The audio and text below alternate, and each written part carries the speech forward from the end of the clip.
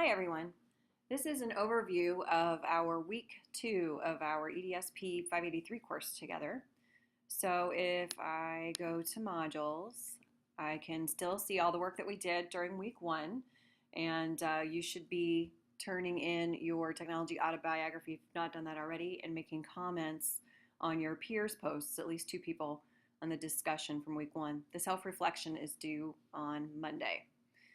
For week 2, last week we looked at curriculum. This week we're going to be looking more specifically at great technology uses. So one of the difficulties or mistakes that novices make in using technology in the classroom is they use technology to replace what they're doing with paper pencil. So it's merely a replication of tasks rather than having technology raise the level of thinking, of learning, of creating. So what we're searching for is what does it look like and how can we compare replicative tasks, which are not really necessarily, sometimes paper pencil is just better, versus using a particular form of technology in order to raise the level of learning. So you will have readings, and like last week, there are a few things you should probably make sure that you touch on, and then there'll be other things that are optional.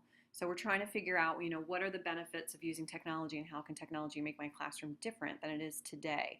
So what I like about Will Richardson in that text is I feel like he's one of the theorists that challenge our thinking and assumptions about what a classroom looks like, and that technology can actually help us expand beyond the 4 walls that we find ourselves in each day with our kids.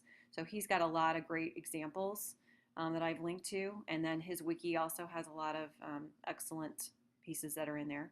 Some of you looked at this level of technology's integration last week when you're trying to measure your own awareness and use of technology. So I've put that link in there again in order to kind of remind us that that's a pretty good tool.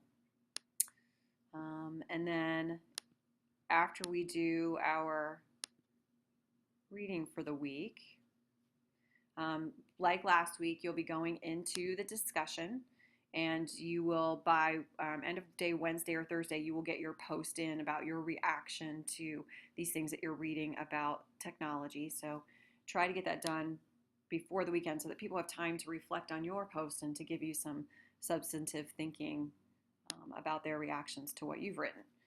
Okay, so then after doing your readings, you have one main assignment this week, and that is a critique of a lesson that you find online. So if I click on that, I just have a quick synopsis or summary of what this particular assignment is about. You're going to use something called a POMAT chart that's going to help you kind of rank what are the intelligences used in the lesson. And then there is also a rubric that you will use in order to evaluate the lesson. And I'll have a separate little summary about that. So just remember to go to the details because this is going to give you all the resources that you need. You don't have to use the lessons that I've suggested. In fact, they're kind of getting pretty dated. So you may find something interesting that you want to evaluate outside of what I've linked to here, but it might give you an idea of just a place to begin. And then finally, we're going to wrap up our week after having reflected on uses of the web for our classroom by completing a self-reflection for a week. So that's kind of an overview of what we are doing for week 2.